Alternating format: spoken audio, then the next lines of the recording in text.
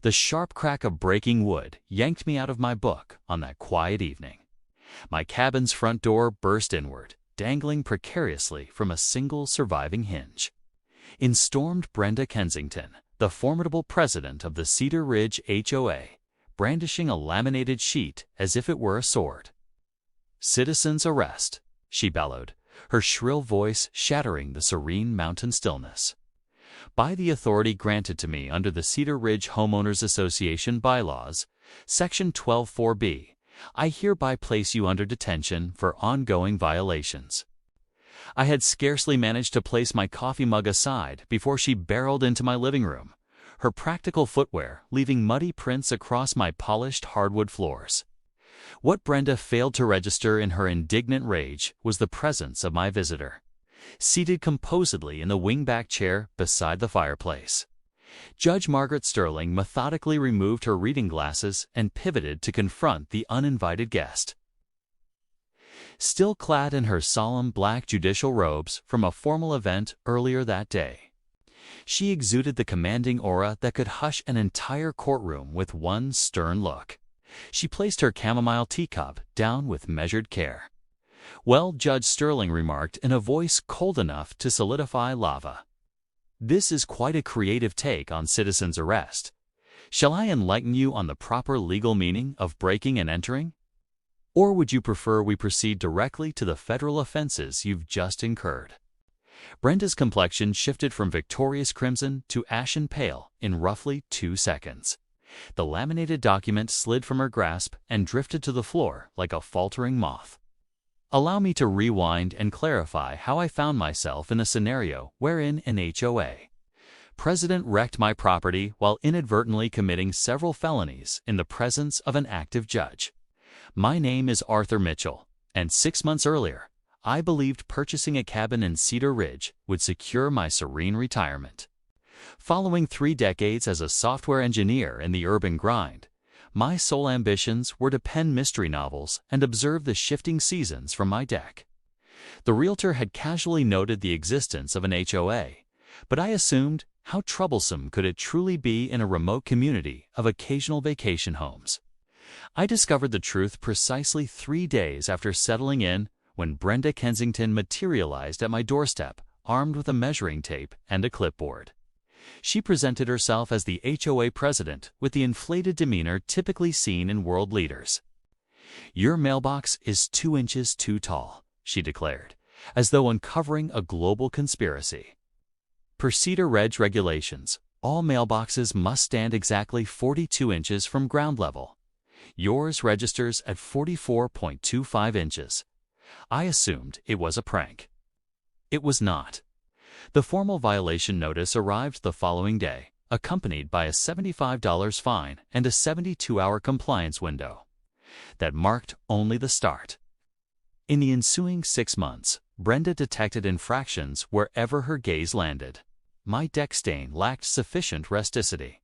My bird feeder drew unapproved avian species. My wind chimes produced noise pollution beyond 6 p.m. Every infraction carried penalties. And every penalty brought Brenda's gleeful condescension. I attempted dialogue with her. I participated in HOA gatherings where she ruled like a diminutive tyrant, dismissing any debate by citing esoteric bylaws that appeared to proliferate by the week. Fellow homeowners murmured their own tales of woe in private, yet feared voicing them openly. Matters intensified upon my installation of solar panels atop the roof. Brenda deemed them an eyesore to the architecture and insisted on their prompt dismantling. When I referenced state statutes safeguarding solar setups, she countered by drafting a fresh bylaw mandating aesthetic vetting for all energy-related fixtures.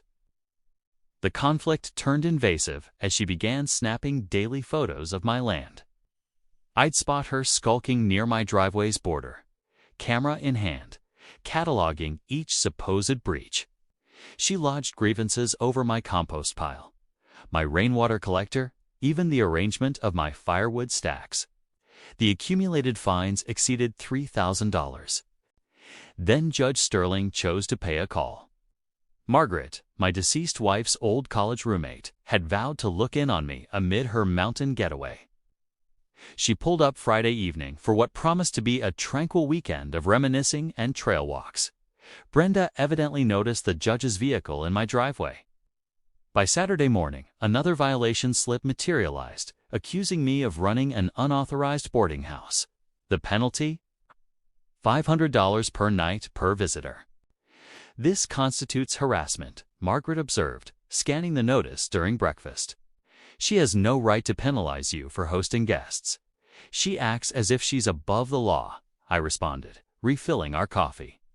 Last month, she hit Greg Hughes with a $200 fine because his grandson's bike was the incorrect blue hue. Margaret's face turned contemplative. I believe I'll prolong my stay a bit longer, if that's all right with you. This case piques my professional curiosity.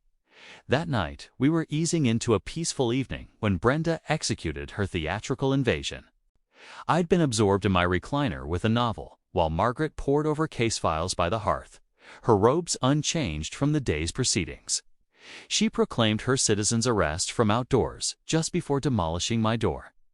Arthur Mitchell, you are under citizen's arrest for deliberate disregard of community guidelines. She'd evidently rehearsed this climax for months. The paper she clutched was a ridiculous concoction of faux legal jargon, bestowing upon her urgent enforcement authority for chronic offenders.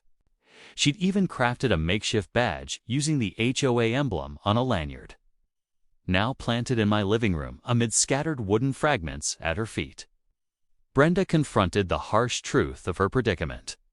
Judge Sterling stood from her seat with the solemnity of one poised to issue a severe verdict.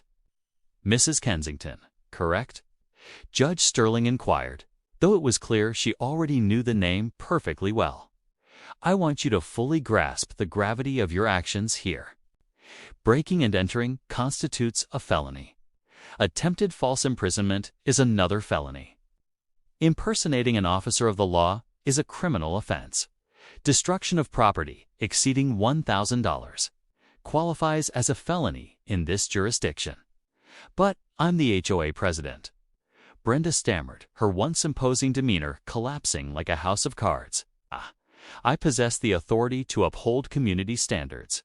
Section 1224 explicitly, your HOA bylaws do not override state or federal statutes. Judge Sterling cut in sharply. What they do provide, however, is compelling proof of premeditation. She retrieved her phone from her robe pocket. I'm contacting the proper authorities right now. Brenda's gaze flicked desperately between us, resembling a cornered creature. You can't do this. I'll have you both removed from Cedar Ridge. I'll place liens on your property. You'll remain silent and wait for law enforcement to arrive, the judge stated with unyielding authority. Arthur, do you have a camera handy? We ought to record the damage before anything is moved. I snatched my phone and started snapping. It's photos of the scene. The shattered door. It's a splintered wood strewn across the floor and Brenda's improvised security badge dangling from her neck. The judge described each image aloud with detached accuracy, building a verbal log of the evidence. The sheriff's deputies pulled up in under 15 minutes. Brenda launched into a frantic explanation of her HOA powers, thrusting forward a thick binder filled with bylaws and violation records. The officers heard her out courteously before advising her that she was under arrest for breaking and entering, vandalism, and attempted unlawful detention. This is absurd. Brenda objected as the cuffs clicked into place. I'm a pillar of this community. I chair 3 committees. My husband is a respected dentist. That's all very well, ma'am, one deputy said dryly. But it doesn't give you license to kick indoors. As they escorted her out, Brenda twisted around to shoot me a venomous stare. This isn't finished, Mitchell. The HOA board will be informed. You'll never serve on a single committee again, Judge. Sterling held her composure until the patrol car vanished down the road, then permitted herself a faint, satisfied smile. Well, that proved far more stimulating than my typical vacation pursuits. I'm sorry you were pulled into this mess, I said, eyeing the wreckage of my entryway. Don't apologize. This ranks as the most egregious example of HOA overreach I've encountered in 2 decades on the bench. I'm eager to watch how she attempts to justify it in court. News of Brenda's arrest raced through Cedar Ridge like a summer blaze. By Sunday morning, neighbors I'd hardly exchanged words with were dropping by to recount their own tales of HOA tyranny. Greg Hughes arrived with a homemade coffee cake and confessed that Brenda had once tried to fine him for planting the incorrect variety of lawn grass. Sarah Chen, from a couple of cabins down, revealed how Brenda had actually used a ruler to measure her garden gnome's heights. An emergency HOA meeting was scheduled for Monday night. The community center overflowed, with attendees spilling into the aisles. Brenda's vice president, a jittery accountant named David Finch, struggled to bring the gathering to order. Given the present situation, David faltered. "We must discuss leadership changes and reassess our recent enforcement practices." What ensued was 3 hours of long-suppressed outrage. Residents hauled in cartons of violation citations, printed photos of Brenda trespassing on private land, and ledgers showing thousands in capricious penalties.